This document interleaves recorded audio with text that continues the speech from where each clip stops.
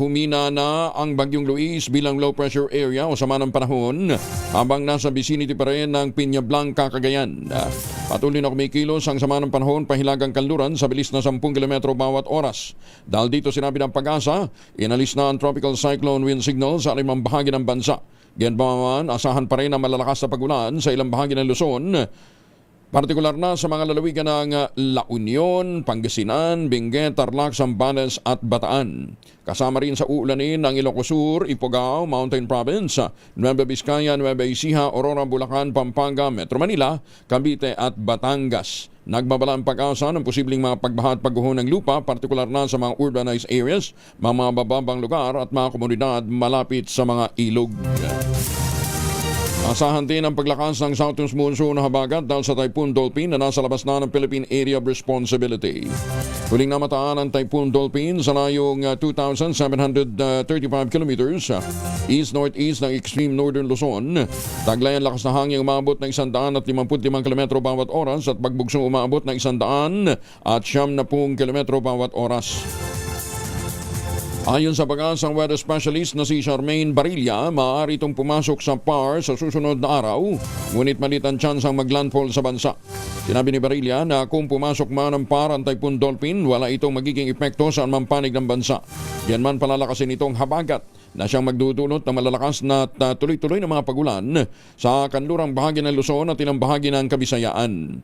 Ayon kay Barilla, posibleng magpatuloy ang epekto ng habagat, hindi lamang sa linggong ito kundi maging sa susunod na linggo.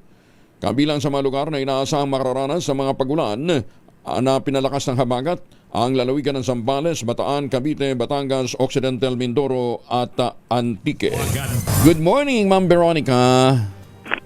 Magandang umaga din po, Sir Angel, at sa ating mga taga-subaybay. Ngayong araw nga, yung minomonitor nating bagyo nung mga the past few days na si Bagyong Luis ay tuluyan na humina at ngayon ay low pressure area na lamang. So kagabi ng alas 8 siya humina at naging isang LPA na lamang.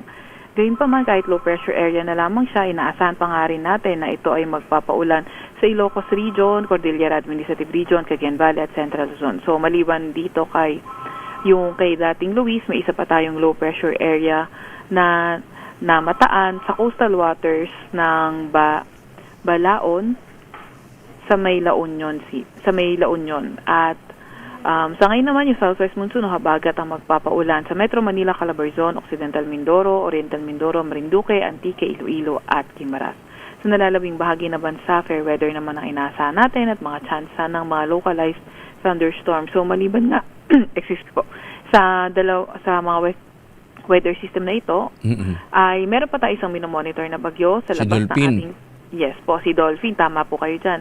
At as of 3 a.m., ito ay nasa layong 2,330 kilometers east-northeast na extreme northern Luzon. So yung movement nga niya is papuntang kanluran.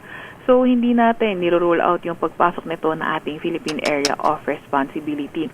So nakikita nga natin na kung lalapit ito, habang malapit ito sa atin, malapit ito sa boundary ng northern portion ng ating Philippine Area of Responsibility. Oh, Ma'am Veron, saan siya galing? Kasi mataas pinanggalingan niya eh. Sorry po? Saan siya galing? China? Ito po, sa may east po natin, sa may Pacific Ocean po. Pacific. Wala siyang pinagdaan ng bansa? Sa ngayon, di naman po natin nakita na galing siya sa mga ibang bansa. More on, galing po ito sa karagatan. Karagatan talaga? Laki oh.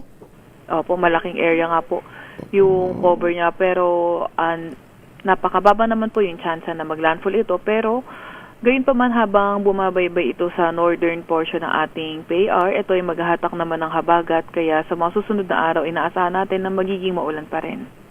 Mostly sa western. Pero yung LPA dyan sa may bandang Cagayan, anong chances na lumakas yan? Ito po ay yung dating si Luis, unlikely naman po na mabuulit na bagyo in the next 24 hours. Okay, sige. Sana nga wag nang lumakas para wag nang makapamerwisyo. Tama po kayo dyan. Nanalo pa naman si Alex pagkatapos babagyuhin tayo. Paano na lang yung kanyang magiging welcome heroes welcome, di ba? Pagkainulan. Sige, Ma'am Veron, ingat kayo ha. Pahinga din. Thank you. Salamat po. Si Veronica Torres mula po naman sa Pag-asa.